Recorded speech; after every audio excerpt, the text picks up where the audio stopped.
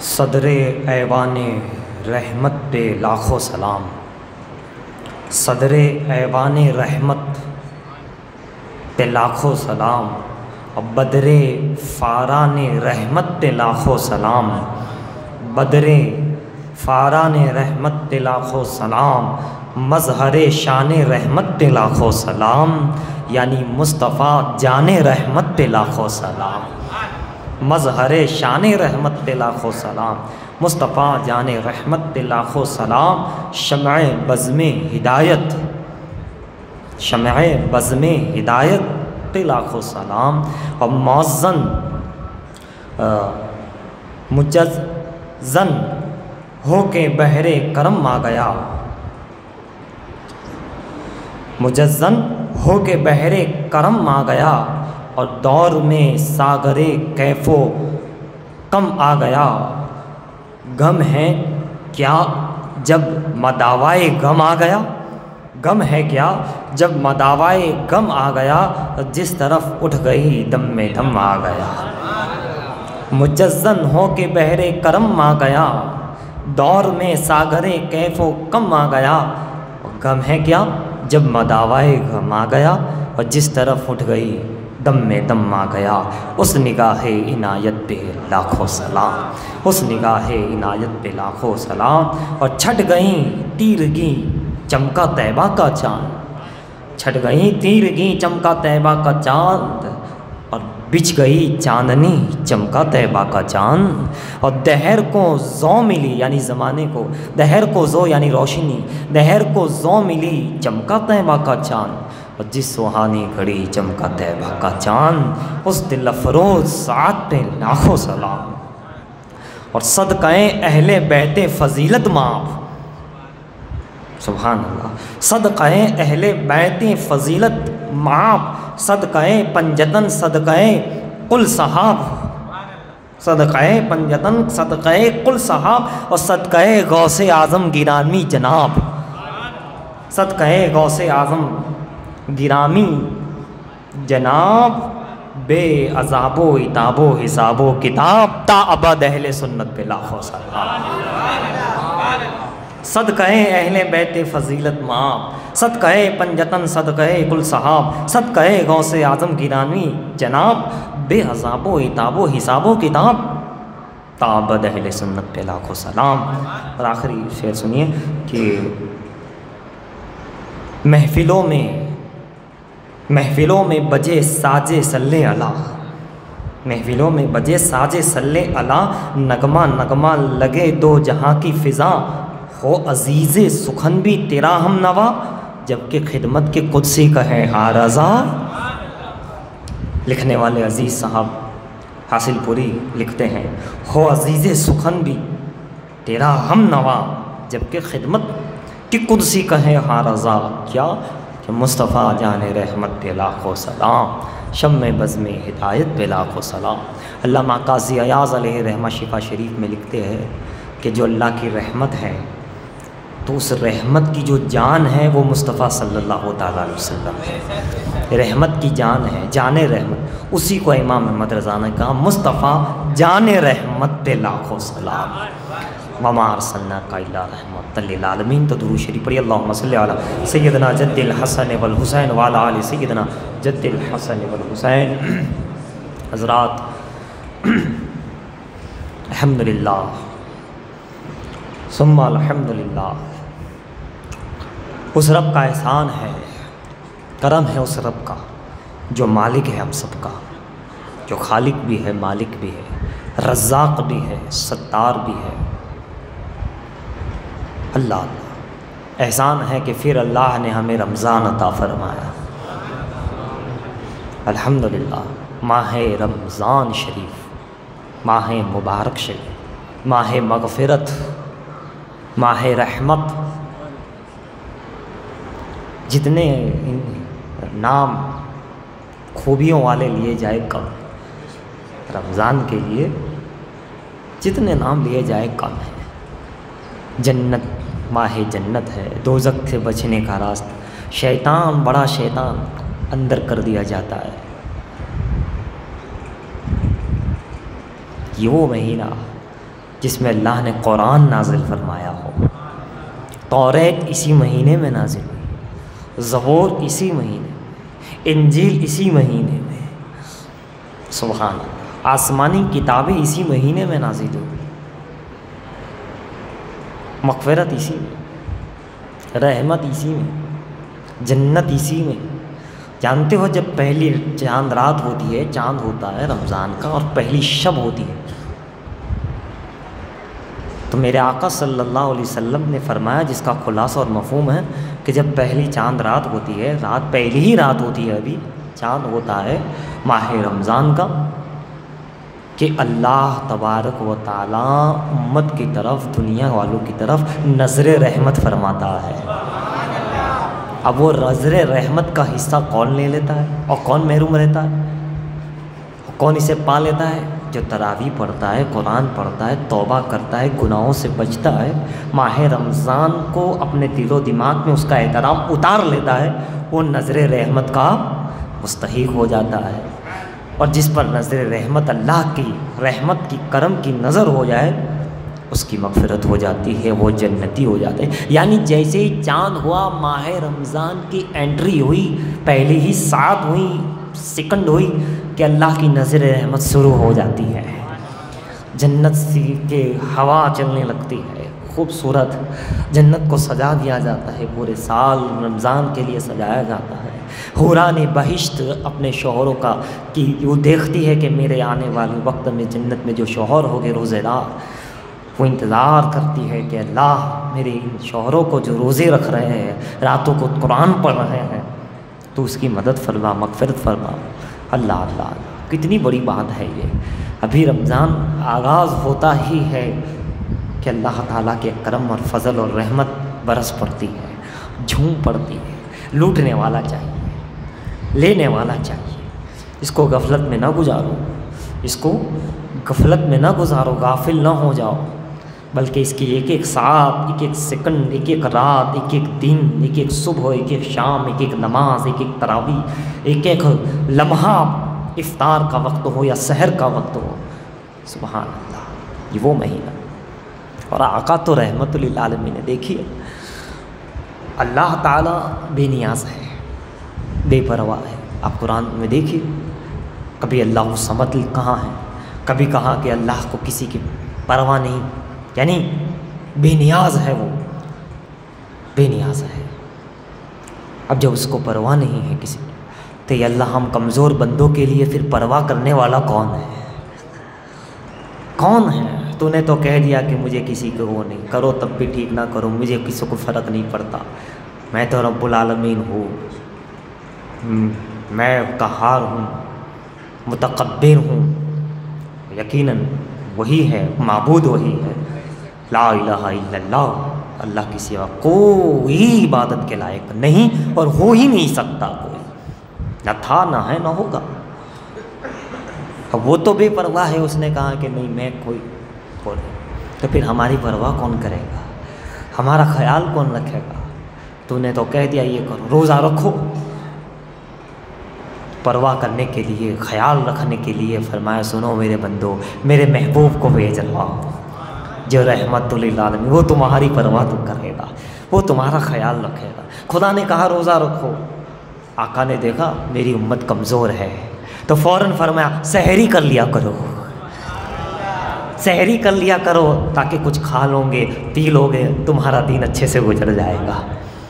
اور پھر کیا کہا؟ سحری سنت ہے، اس میں برکت ہے، رحمت للعالمین کی امت پہ رحمت دیکھی ہے نا، کہ کرو، سنت بھی ہے، یہ بھی بتا دیا، برکت بھی ہے۔ حالانکہ کرنا کیا، کوئی نوافل پڑھنے کی، 1000 رکعت پڑھنے کی ہے، کوئی 4-5 پارے پڑھنے کے سحری میں، اس کو سحری کہتے ہیں؟ نہیں، اس میں تو کھانا ہے، پینا ہے، مست ہے، موج ہے۔ اور کہاں یہی میری سنت ہے، کیوں؟ تاکہ تمہیں پورا دن گزارنا ہے۔ امت کا خیال، رحمت للعالمین کو کتنی پرواہ ہے۔ تم کھاؤ گے مگر عبادت لکھی جائے گی، برکت لکھی جائے گی، اور اس کا حساب نہیں، پھر نہ حساب نہ کتاب۔ یہ رحمت للعالمین کی محبت ہے ہم سے۔ اب پھر سحری کا یہ کہہ دیا، سحری کرو، اٹھو، کھاؤ، پھر روزہ رکھو۔ اور افطار کے لیے کیا کہا؟ یہ نہیں کہا کہ آرام سے روزہ کھولو، نہیں، اس کے لیے کہا جو جلدی وقت ہوتے ہی، جیسے ہی افطار کا وقت شروع ہوا فوراً افطار کر لے، اللہ کو وہ پسند ہے۔ اس میں دیر نہیں کرائی اللہ کے رسول نے، فوراً وقت ہوتے ہی۔ کتنی پرواہ ہے میرے آقا کو، کتنا خیال ہے اس امت کا کہ میری امت روزہ رکھے گی، کھائیں گی نہیں، پیے گی نہیں، اس کو جلدی افطار کروا دو، کھلا دو۔ اس میں بھی کہہ دیا جلدی کرو، اللہ کو پسند ہے، اللہ کو پسند ہے۔ یہاں ہم کھانے میں بھی افطار کا وقت ہوتے ہی، ایسا نہیں وہ وقت سے پہلے نہیں، ورنہ پورے دن کا روزہ چلا جائے گا، وقت ہوتے ہی شروع ہوتے۔ اب دیر نہ کرو، اب دیر نہ کرو، فوراً اٹھاؤ اور کھا لو۔ یہی اللہ کو کہاں پسند ہے؟ سبحان اللہ، پسندیدہ عمل یہ بھی کیوں؟ کیونکہ ہم نے روزہ رکھا ہے، آقا نے کہہ دیا کرو۔ اللہ اللہ، جب کہ آقا کا عالم کیا تھا جانتے ہو نا؟ نہ دن میں کھاتے تھے نہ رات میں، اس انداز کی روزے بھی شروع ہوئے تھے آقا علیہ السلام۔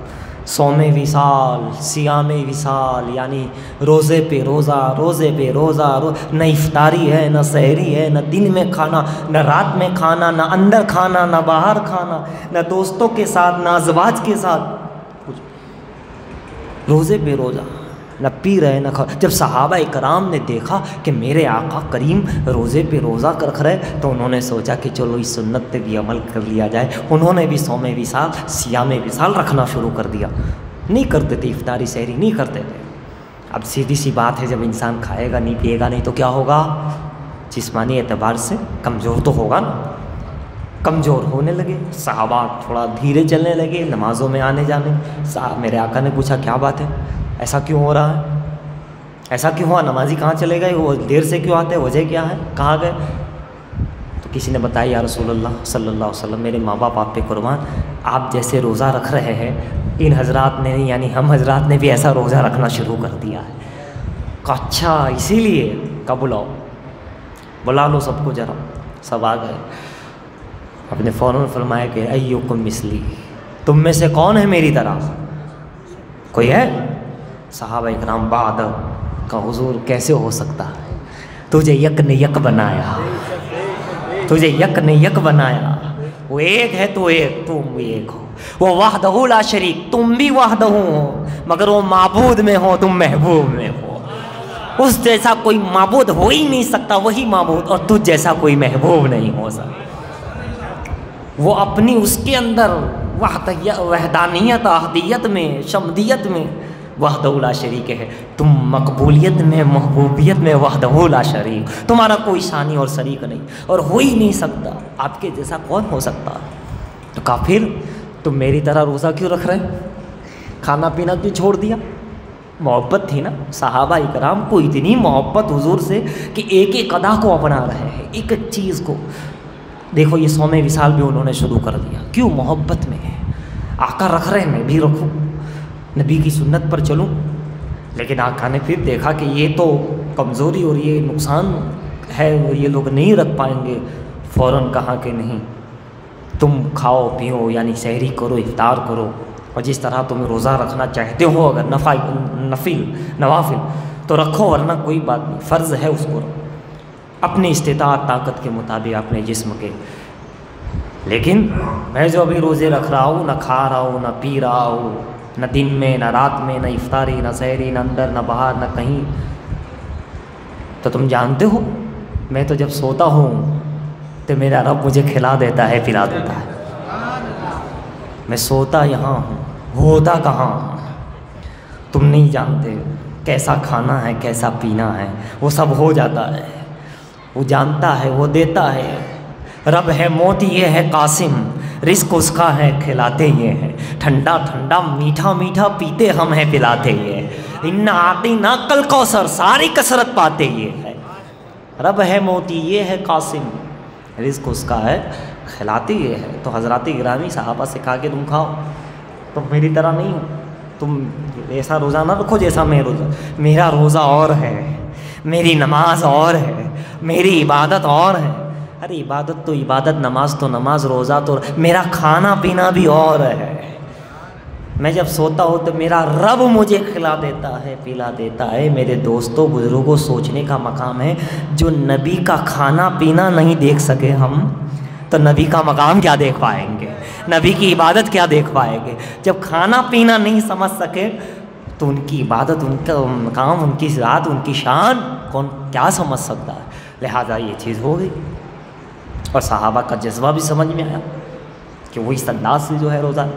تو حضرات گرامی، ہمیں چاہیے کہ اللہ نے اتنی بڑی چیز دی، اللہ کے رسول نے اتنی نعمتوں سے اسے بھر دیا، ماہ مبارک ہمیں عطا ہوا، تو ہم غافل ہرگز نہ رہیں، خوب ذوق سے، شوق سے، محبت سے عبادت کرے، نمازیں پڑھے، روزہ رکھے، تسبیح پڑھے، صدقات خیرات کرے، گالی سے بچے، جھوٹ سے بچے، غیبت سے بچے، چغلی سے بچے، وعدہ خلافی سے بچے، بری عادتوں سے بچے، بچنے کی پوری کوشش کریں۔ بالکل یہ مہینہ، یہ ایام اللہ نے دیا ہے، اور پھر دیکھیے 2 سال کے بعد ہمیں اللہ تعالیٰ نے یہ پھر موقع دیا ہے نا، الحمدللہ۔ تراویح ہو تو خوب ذوق سے، فل ایسا دل کھول کر، سینہ کھول کر، ذہن کھول کر کہ ہمیں دل لگا کے سننا ہے قرآن کو، دل لگا کے پڑھنا، یہ نہیں کہ یہاں نماز پڑھ رہے ہیں اور ہمارا دماغ کہیں گم رہا ہے۔ کوشش کی جائے کہ اس کو حاضر کر کر کے، ذہن کو حاضر رکھ کر کے ہر چیز ادا کی جائے۔ افطار کا وقت ہو، 2-5 منٹ پہلے بیٹھ کر کے دعائیں مانگی جائے، دعائیں پڑھی جائے، ہے نا۔ قبولیت کا وقت ہوتا ہے، بڑا مبارک وقت ہوتا ہے، جیسا حضور نے فرمایا پہلے چاند کو اللہ نظر رحمت فرماتا ہے، اسی طرح دوسری بات میں فرمایا گیا کہ جب روزدار کو روزے کے وقت جو اس کے ناک سے جو بو آتی ہے، پورا دن کچھ کھایا پیا نہیں ہے، تو ایک الگ طرح کی جو ہے بو آتی ہے نا، جس کو عام لوگ، ہم لوگ پسند نہیں کرتے، لیکن چونکہ وہ روزدار کی ہے تو اللہ کے پیارے حبیب نے فرمایا کہ اللہ تعالیٰ کو وہ اتنی پسند ہے کہ ایک مشک اور عنبر سے بھی زیادہ اس روزدار کی اس پسند، کہ اس پورے دن اللہ کی رضا کے لیے بھوکا رہا۔ اگر اللہ کی رضا کے لیے عمل کیا جائے، خلوص کے ساتھ کیا جائے، اخلاص کے اگر ساتھ کیا جائے، تو پھر اس کی برکتیں کیا ہے؟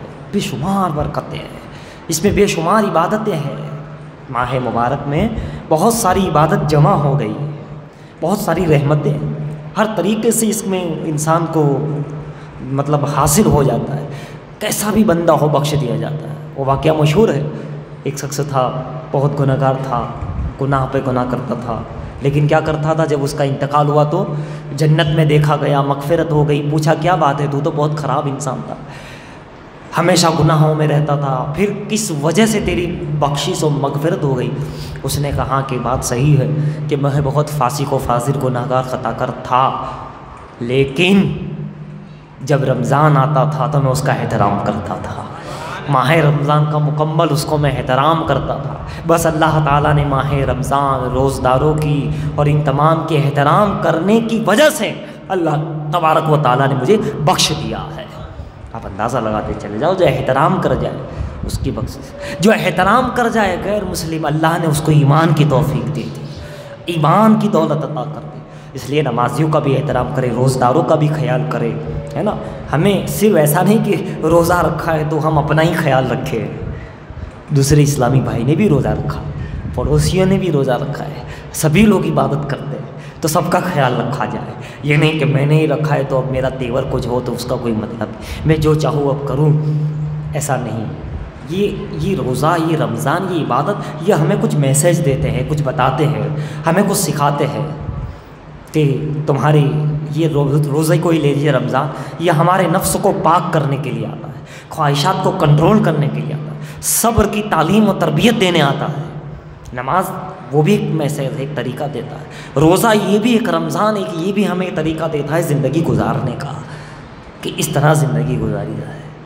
تو روزہ صبر ہے، یہ صبر کی تعلیم دیتا ہے۔ رمضان میں مومنوں کا رزق بڑھا دیا جاتا ہے، اور یہ حقیقت ہے، ہماری سمجھ میں آئے نہ آئے، وہ کس طرح بڑھاتا ہے اور کس طرح برکتیں ڈال دیتا ہے وہ رب جانتا ہے، وہ اللہ جانتا ہے۔ زکوٰۃ کو اس میں خاص طور سے ادا کی جائے، فطرہ ادا کیا جائے، حقوق اللہ اور حقوق العباد کا خیال رکھا جائے، رشتہ داروں، پڑوسی، غریب، یتیم، مسکین، بیوہ، مزدور، مجبور، ضرورت مند، حاجت مند، ان تمام کا خیال رکھا جائے، کیونکہ بہت سے ایسے ہوتے ہیں۔ دیکھیے ایک طریقہ ہمارے یہاں رواج ہے کہ ہم جب بانٹتے ہیں تو مطلب ایک طرف کھڑے ہو جاتے ہیں اور کچھ بھی چیز چاہے کپڑے ہو یا پیسے ہو یا چیزیں ہو بانٹتے ہیں، تو جو سارے فقیر جمع ہو جاتے ہیں، لائن لگ جاتی ہے اور بانٹ دیتے ہیں۔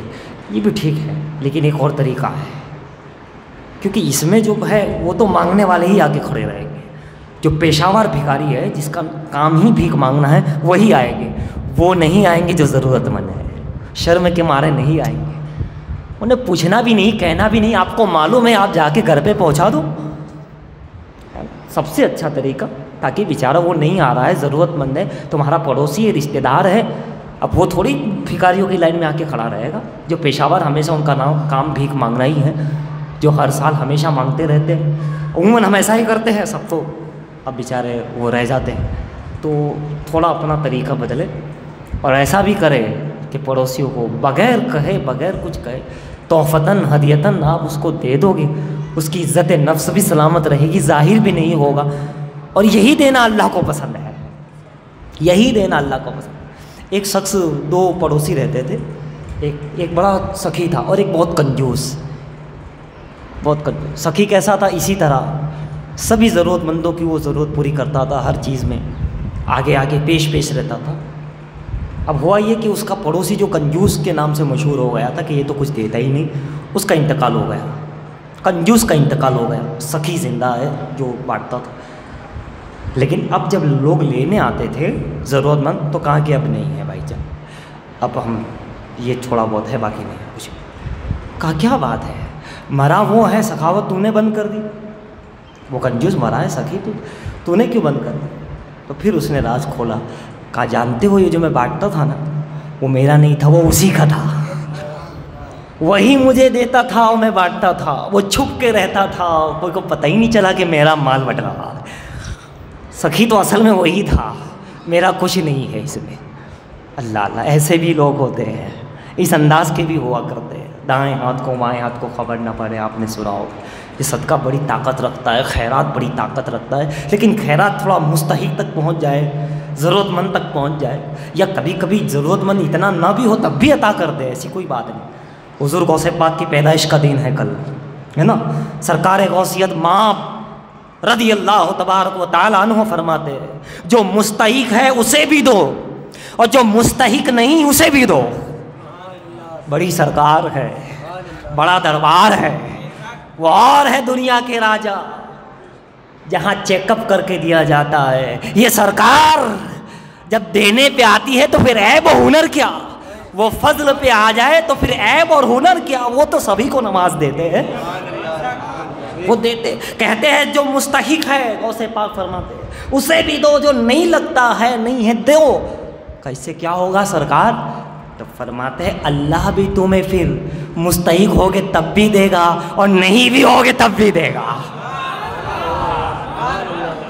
اس لیے پھر تمہیں لائق بننے کی ضرورت نہیں، تم لائق نہیں بھی ہوگے، مستحق نہیں ہوگے تب بھی دے گا، چونکہ تم بے مستحقوں کو بھی عطا کر رہے ہو تو دونوں کو عطا کر۔ آہا کتنی بڑی چیز بات فرما دی میرے سرکار نے۔ تو حضرات ہمیں ان کا بھی پورا خیال رکھنا ہے، ہمیں اپنے آپ کا، اپنی فیملی کا، اپنے رشتہ داروں کا، نمازوں کی پابندی کرنی، رمضان کا احترام کرنا ہے۔ اور اگر کوئی کسی وجہ سے یعنی اتنا بیمار ہے کہ روزہ نہیں رکھ پا رہا ہے، جیسے شریعت نے چھوٹ دی ہے، مسافر ہے یا اتنا شدید بیمار ہے یا کوئی ایسی شران وجہ ہے جس کی وجہ سے اگر وہ روزہ نہیں رکھ پا رہا ہے تو کم سے کم یہ ضرور کرے کہ کسی کے سامنے نہ کھائے۔ جیسے اتنا ضعیف ہو گئے کہ اب روزہ نہیں ہے تو شریعت نے چھوٹ دی، اس کا جو ہے راستہ بتایا ہے کہ اس کے بدلے میں یہ ادا کر دیا جائے تو اس کو وہ ادا ہو جائے گا۔ اتنا ضعیف کمزور ہو گیا جسمانی اعتبار سے کہ اگر روزہ رکھے گا تو نہیں رکھ پائے گا، تو اس کا بھی راستہ ہے۔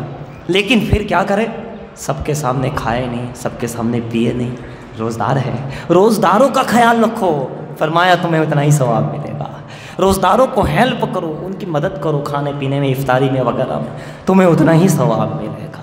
یقیناً ہماری قوم بیدار ہے، میں کہوں گا الحمدللہ ہماری قوم بہت بیدار ہے، بانٹنے میں، ایک دوسرے کا خیال رکھا۔ اللہ تعالیٰ تمہیں اور برکتیں عطا فرمائے۔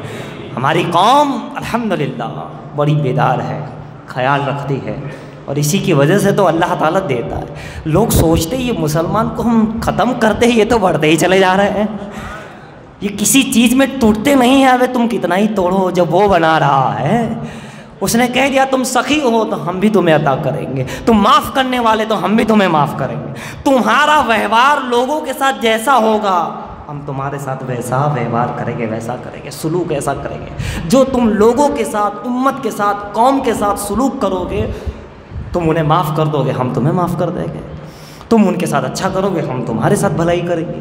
اللہ کا فرمان، تم ان کو کپڑا پہناؤ گے ہم تمہیں نواز دیں گے، تم ان کے لیے دعا کرو گے پھر تمہیں تمہارے لیے مانگنے کی ضرورت نہیں، ہم تمہیں ویسے ہی دے دیں گے۔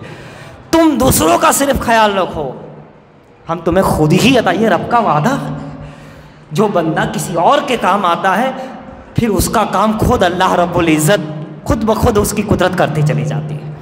ایک بار کر کے دیکھو، دل سے کر کے دیکھو، ذہن ایسا بنا کر کے دیکھو، ہے نا۔ ہمارے قوم میں کچھ ایسے بھی ہے، لا بس ادھر سے بھی آ جائے، ادھر سے بھی آ جائے، یہ بھی حلال حرام، یہ فلانا، ایسے بھی کچھ ہے۔ بہرحال اللہ ہدایت دے، تو وہ پھر ایسا ہی رہتا ہے، وہی کنجوس رہتا ہے، وہی مکھی چوس رہتا ہے، اس کو کچھ حاصل نہیں، اس مال سے اسے کچھ حاصل نہیں ہوتا، کچھ حاصل نہیں ہوتا، وہ زندگی ویسے ہی گزار کے نکل جاتا ہے، چلا جاتا ہے۔ اور جو دینا جانتا ہے اللہ تعالیٰ اسے اور عطا فرماتا ہے، اور عطا فرماتا ہے۔ حضرات، اس میں خلوص، اخلاص ہر عمل کے اندر، ہر عمل کے اندر، چھوٹا ہو بڑا ہو، ظاہر ہو باطن ہو۔ راتوں کو جو تم نماز پڑھو گے، تہجد پڑھو گے، نوافل پڑھو گے، اوابین پڑھو گے، چاشت اشراق پڑھو گے، سنن پڑھو گے، خلوص، اخلاص یعنی للہیت، اللہ کی رضا کے لیے اور اللہ کے رسول صلی اللہ تعالی علیہ وسلم کی خوشنودی کے لیے، اگر جتنا عمل میں خلوص ہوگا اتنا ثواب بڑھتا چلا جائے گا، جتنا اخلاص ہوگا اتنا اللہ کی رحمتیں اور برکتیں نصیب ہوتی جائیں۔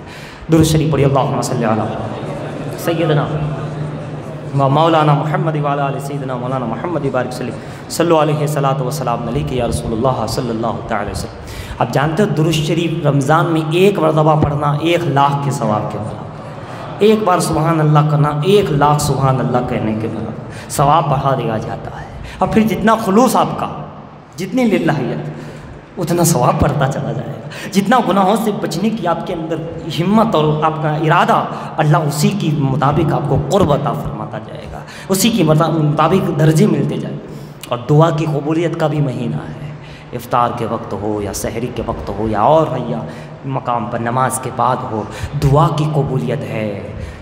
تو ایسی دعائیں مانگو کہ جس میں ہمارا بھی بھلا ہو، امت رسول کا بھلا ہو، امت محمدیہ کا بھلا ہو، اللہ کی نیک بندوں کا، نمازیوں اور روزہ داروں کا بھلا ہو، اس قوم کا بھلا ہو، ہمارا بھلا ہو۔ رزق میں، علم میں، عمر میں، ایمان میں برکتیں مانگو، حفاظت مانگو، توانائی مانگو، ہے نا، بہترین چیزیں مانگو، اپنے گناہوں سے مغفرت، توبہ کر لو۔ اللہ اللہ اللہ، اللہ کی بارگاہ مانگی دعائیں جب پہنچ گئی عرش تک تو سبحان اللہ، پھر تو بیڑا پار ہے۔ بس یہ دعا کا، یہ چیزوں کا، نمازوں کا عرش تک جانا ہے، قبولیت پہنچنا ہے۔ یہ قبولیت کے درجے پہ پہنچ گئی، تمہارا کام ہو گیا، تمہارا کام ہو گیا۔ مولا علی شیر خدا کرم اللہ وجہ الکریم فرماتے ہیں کہ اللہ تعالیٰ کو اس امت کی مغفرت کرنا مقصود تھا، تبھی تو ماہ رمضان اور سورہ اخلاص قل اللہ احد کی صورت عطا فرمائی ہے۔ اگر اس کی مغفرت کرنا، یہ قوم کو ڈھکیل دینا ہی مقصد ہوتا تو یہ نعمتیں اللہ نہیں دیتا۔ یہ وہ نعمتیں ہیں جو اگلی امتیں مانگتی رہی، نہیں ملے یہ رمضان پورا، اسی امت کو ملا، ان کو 1 روزے، 2 روزے، 3 روزے ملے، ہے نا، اور ہم کو پورے 30 روزے ملے۔ ان کو چند آیتیں ملی، ہمیں کتنی آیتیں؟ ان کو ایک طرح کی عبادت ملی، ہمیں ہر طرح کی عبادت ملی، ہے نا۔ ہمارا معاملہ ہی کچھ اور ہے، رسول پاک کی وجہ سے صلی اللہ علیہ وسلم، ہمارے آقا کی وجہ سے ہم امتوں کو بہت عطا کیا گیا۔ اب لوٹنے والا ہونا چاہیے، لینے والا ہونا چاہیے، مانگنے والا ہونا چاہیے، دل سے مانگنے والا ہونا چاہیے۔ تو جب بھی مسجد میں آ جائے، نویتو سنت الاعتکاف کی نیت بھی ضرور کر لیا کر، ہے نا۔ اور جیسا کہ میں نے گزشتہ جمعہ میں بتایا تھا، صورتیں آپ دیکھ لیجیے اچھی طریقے سے، زبر کہاں ہے، جزم کہاں ہے، زیر کہاں ہے، پیش کہاں ہے، ٹھیک ہے، تشد جو ملاتے ہیں دو الفاظ کو، تشدید، وہ کہاں؟ ہم کیا کرتے ہیں، جزم کو زبر اور زبر کو جزم پڑھ دیتے ہیں، سمجھ گئے؟ سبحان ذی الملک والملکوت، سبحان ذی العزت والعظمت والہیبت، عظمت زبر جو ہے وہ ہے زبر ہے، عظمت جزم ہو گیا، علم ترا، علم چیزوں علما زبر ہو گئے، ما اور علم اور علما، یہ آپ دیکھیے بہت فرق پڑ جائے گا، فرق پڑتا ہے اس سے۔ زبر اور جزم میں ہم اکثر کر لیتے ہیں، تشدید کے اندر ہم اکثر تشدید چھوڑ دیتے ہیں۔ اس کو آپ اچھی طرح دعائیں دیکھ لیجیے، صورتیں دیکھ لیجیے، سبحان ربی العظیم، سبحان ربی الاعلیٰ، ہے نا، یہ چیزیں آپ دیکھ لیجیے اچھی طریقے سے، اسے سمجھ لیجیے، ہے نا۔ اور یہ تمام چیزیں جو کچھ نصیحت ہے، کچھ چیزیں ہیں، غوث پاک کی ولادت کا دن ہے، پھر ماں سیدہ خاتون جنت کا وصال کا دن 3 رمضان، اہل بیت کی کیا شان، خاندان مصطفیٰ کے روزے کا تو یہ عالم ہے کہ واللہ العظیم کیا کہنا، رہ کے فاقوں میں غریبوں کو کھلانے والے ایسے ہوتے ہیں محمد کے گھر آنے والے، ان کا تو عالم یہ تھا۔ غوث پاک کے روزوں کا کیا عالم تھا، اللہ ان کی نماز، آپ جانتے ہو غوث پاک کا عالم کیا تھا، ہر نماز کے بعد ایک ختم قرآن کرتے تھے، اور ہم پورے مہینے میں نہیں کر پائے، تو ہم سے بڑا پھر کمتر کون ہو سکتا ہے، کم نصیب کون ہو سکتا ہے، وہ ہر نماز کے بعد ختم قرآن کرے اور ہم پورے مہینے میں نہ کر پائے۔ وہ روزے پہ روزہ رکھتے تھے اور ہم 30 روزے صحیح طریقے سے نہ رکھ پائے، اس میں بھی سوچے کہ کب یہ پورا ہوگا، کب جائے گا۔ ارے یہ تو آنے کی ہمیں امنگ ہونی چاہیے، جب آ گیا تو اس کی رحمتیں لوٹو، برکتیں حاصل کرو۔ آخری باتیں دیکھیے، کعبہ بلا کر رحمت دیتا ہے، رمضان آ کر رحمت سے نوازتا ہے۔ وہ مکہ ہے، بڑی عظمتوں کی جگہ، ایک عبادت 1 لاکھ کے برابر، لیکن وہاں جانا پڑتا ہے، پہنچنا پڑتا ہے، تب جا کر کے تمہیں وہ چیز ملتی ہے۔ لیکن غریبوں کے لیے اللہ نے رمضان ہر مقام پر بھیج دیا، یہ آ کر رحمتیں لٹاتا ہے، وہ بلا کر رحمت لٹاتا ہے۔ قرآن تو ہر مہینے میں ہر لمحہ اس کی عظمتیں ہیں، لیکن جب رمضان آتا ہے تو پھر اس کی برکتیں کچھ اور ہو جاتی ہیں، اس کے لیے کچھ اور عنایتیں ہو جاتی ہیں۔ لہٰذا حضرات گرامی ہمیں چاہیے کہ خوب اس پر دھیان دے، توجہ دے، باوضو رہے، باادب رہے، ہے نا، با احترام کرتے رہے، عبادت کو ذوق اور شوق سے کرتے رہے، گناہوں سے بچنے کی مکمل کوشش کر، چھوڑ ہی دے، ارادہ کر لے، ارادہ مضبوط ارادہ کر لے، ایک ایسا ارادہ کر لے کہ اب ہمیں یہ مہینے تو گناہ کرنا ہی، موبائل لینا ہی نہیں ہے، یوٹیوب چلانا ہی نہیں، فضول بات، فضول کام میں وقت ضائع کرنا ہی نہیں ہے، انشاءاللہ عز و جل۔ اے اللہ، ہم نے جو کچھ کہا سنا اس سے زیادہ ہمیں عمل کرنے کی توفیق عطا فرما، ہمیں خلوص اخلاص للہیت عطا فرما، ماہ مبارک کو ہمارے لیے آسان فرما، اس میں جو عبادتیں ہو، نمازیں ہو، تراویح روزہ ہو، ہمیں اس کو آسانی عطا فرما، عبادت میں آسانی عطا فرما، اور عبادت کو اپنی بارگاہ میں قبول عطا فرما۔ آمین آمین اللہم آمین یا رب العالمین۔ استغفر اللہ تعالی ربی من کل ذنب واتوب الیہ برحمتک یا ارحم الراحمین۔